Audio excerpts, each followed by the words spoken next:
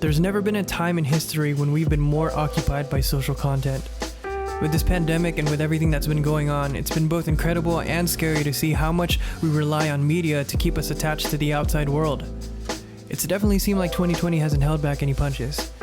But it's been so refreshing to see creatives who are not only spreading positivity, but also taking action towards change in our society. I got to connect with Matt, who started Double Scribble, a collection of well-written articles about sports, music, and culture. In today's episode, Matt shares with us his story and how he finds a space to create in a time where live sports is on hold. So was there a specific moment that you just picked up a pen and you were like, I really, really love this? Or was there a specific event that triggered this whole new passion that you had for doing what you do? Yeah, definitely. Like my first year of college, actually my first college class ever, I went into my journalism class. I started off as a journalism major. And I just started talking to the dude next to me. And he was a freshman too. We were both freshmen. It was both of our first classes. And we were just talking about how different it was in high school and all that stuff. And I was talking about, he was asking me if I had started anything like writing in high school, if I was writing for the paper. I said no. And he said that he had written for his school paper for years and years and years. And he showed me this blog that he had. It was a sports blog. And I looked it up, and I thought it was going to be like this dinky little website, but it was like a full-on, like, there was like so many different like links on it and everything, and so many articles that he had written himself, and it was all by him. And he had like a newsletter and everything, and I was just there like, I have nothing. And so like I subscribed to it, and I was reading it all the time, and then as I got to know the other people in the class, they all were doing the same thing. Oh, and wow. So that kind of pushed me to get started on that blog idea that I had had for a while. And I definitely had a lot more time with it in college now that I was living away from home and everything. And so I just, spent all that extra time that I had to get started on that. So I guess I started it because I was kind of pressured into it a little bit, or I felt a little bit of peer pressure or something like that, or intimidation by the other people in the class. But I'm glad that they kind of kicked me into that for sure. You mentioned you wanted to do it for a while. How long have you wanted to do it? Well, definitely since high school. I would say maybe my sophomore year of high school. I always knew that I was really into writing, and I actually enjoyed it. But I was like, 13, 14 or something. I wasn't like really thinking like long-term picture stuff. But it was definitely my dad who was always getting on me about like, you should start just writing, even if it's just for you, start a website, and everything. And I was like, I can't make a website. I'm like a kid. I don't know how to do that stuff. It's actually really easy, apparently. I was able to figure it out, so I'm sure a lot of people figured it out. And so, yeah, definitely from when I was a kid like that, it was my dad was pushing me to do it for a long time. So the name Double Scribble. So what's the story behind that name? I started with Double Scribble, like I said, my freshman year at college. And the first thing that I started with was the name, obviously. That's like when you make a website, they ask you for the domain name. And I was just putting in a million different ideas, and they were all taken. The first one I started off with was Full Court Press, and I was really proud of that one, and I thought it was so cool because it's a basketball term, and then the press for like a paper or something. I thought it was a great idea. There was like 40 or like 50 Full Court Presses, and like all the domain names were taken, so I didn't go with that one. And after like 2 straight hours of just thinking about names, I came up with Double Scribble, and I was like, oh cool, it's like a double entendre because the double scribble, it sounds like double dribble, and the scribble is me writing. It wasn't my first choice, but I like it. And then now it's kind of turned into like a triple entendre because I'm writing about like music and basketball, so there's like a double meaning to it because it's double things that I'm scribbling about. I don't know. I think there's a lot of layers to it. That brings me to my next question, which is, what are your favorite things to write about? Is it just basketball, music? I definitely started off with basketball because I've always considered like, for as long as I've been watching basketball, it's been something that I just, talk to with my friends, talk to with strangers, talk to with, my dad and stuff like that. And it's something that I've like created a lot of good relationships with.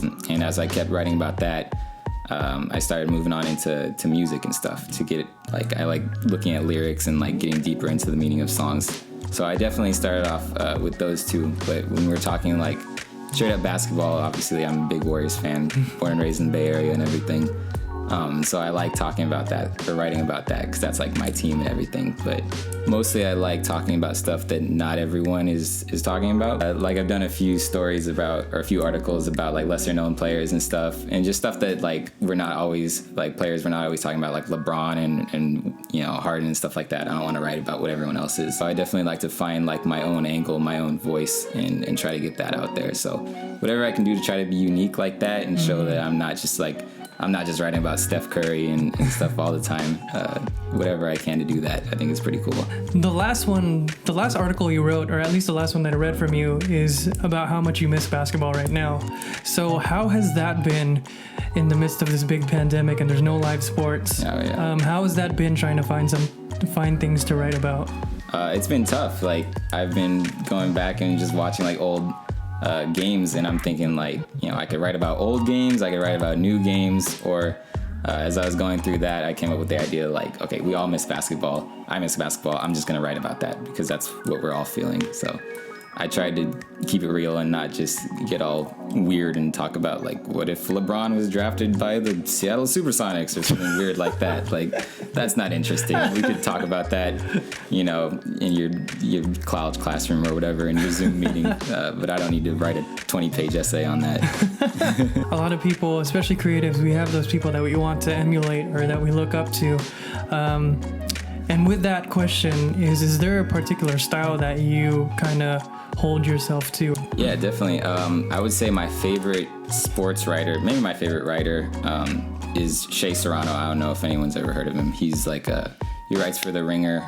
He's a basketball writer primarily, but he's written like a few books now that I really like. And I really like his style because he's very like laid back and relaxed in his writing. I feel like I'm not getting talked at or being written at. It's like you're in a conversation with someone. Like he does his articles with a lot of humor, and there's a lot of like parentheses and like side notes, side conversations, side thoughts and stuff. And it's pretty much like how I talk. Like I ramble on and I talk about a lot of different things and get off track and everything. So it's cool. I really like the way he does that. And I've tried to emulate that a little bit. But you don't want to like bite someone's whole style off like that. Of course. And so I'm trying to like, I want to make my articles and my writing come off as more like you're talking to a friend, like you're talking to just a regular dude. Because that's what I really like about talking sports, talking music, is that like it's such a big deal to so many people. I've had like countless conversations with people just in class that are just like, oh, you like the Warriors? Oh, you're from the Bay Area. You know, whatever, your team sucks, your team's the best, whatever. And you just go back and forth, and like I've made, you know, really good friends off of that. So that's the kind of style that I want to keep going. I don't want to just be writing stuff to, you know, shout a million facts at you or whatever. So how do you decide when to start writing something? What triggers like, oh, I gotta write an article on this? I definitely, it's the, like you just said, there's always something that triggers it usually. Like definitely when Kobe passed away, I was really, you know, I was emotional. It was really hard seeing that because I, you know, really loved Kobe. And I was like, you know what, I'm just going to start writing, because when you get that idea, it's best to just, you know, let it flow, let it go, whatever. And I had class at like 9 a.m. the next day, but I was like, whatever. And I was up till like 3 o'clock in the morning just writing all that. And so you definitely, it's definitely something that triggers it. Sometimes it'll be that way. Most of the time it's that way. Other times it's like, I haven't written in a long time. And so I'll start an idea, not really knowing where it's going to go. And then it'll just sit on my, you know, browser for 2 weeks until I come back to it. Like, yeah, I should probably finish this. So it's one or the other. Usually it's something that I see and I'm like, I'm going to write about this right now. And yeah, that's how I like to work on it for sure. So when you're writing, is there a particular message that you're trying to send out, like through your style or through your personality or through the work that you put out?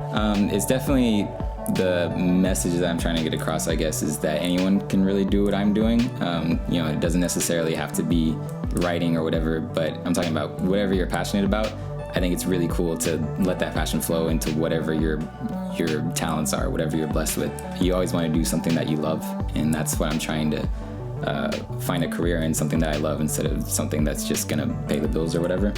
Like, I like basketball, I like writing, and I want to put those things into you know, a career, hopefully. And I'm really saying that like anyone can take whatever they want to do and make more out of it. And I definitely want to show that you can have fun with it too, because I have fun writing these articles and everything, and I really hope that there's not a day where I'm like, oh God, I have to go and write another thing, which is not how I've been operating so far. It's like, it's fun. So I want to show that if you're passionate about something, you should definitely pursue that and try to get working on that, especially early on, for sure.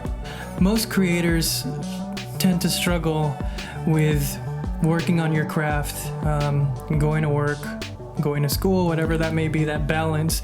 I know that you both work and go to school, so how do you find time to create while maintaining all your other responsibilities? I don't so much find time as I do struggle to get that time. It's really tough, especially during the school year. This semester I was taking a lot of classes, and I'm going up back and forth between Sac and Vallejo.